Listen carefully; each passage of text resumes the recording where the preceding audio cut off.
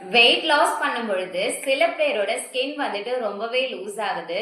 இதுக்கு காரணம் பாத்தீங்கன்னா அவங்க ஃபாலோ பண்ண ஒரு அன்ஹெல்த்தியான டயட்டா இருக்கலாம்.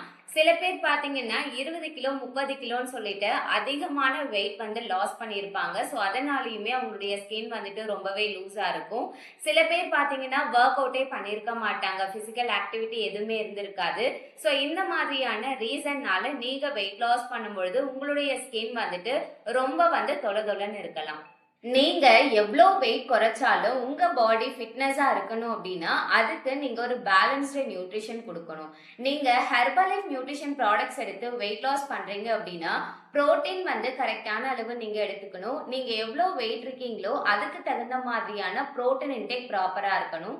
பிளஸ் அது கூடவே செல்யூலாஸ், ஒமேகா 3 இந்த மாதிரியான டேப்லெட்ஸ் நீங்க ஆட் பண்ணும் பொழுது உங்க பாடி நல்லா ஃபிட்னஸா இருக்கும். ஸோ இந்த மாதிரி உங்களுக்கு ஹெர்பலைஃப் சம்பந்தப்பட்ட எந்த டவுட்ஸ் உங்களுக்கு இருந்தாலும் சரி, வெயிட் லாஸ் டிப்ஸ் வேணும் அப்படின்னாலும் சரி, ஸ்கிரீன்ல தெரியிற இந்த நம்பருக்கு கால் பண்ணுங்க, நாங்க உங்களுக்கு ஹெல்ப் பண்றோம்.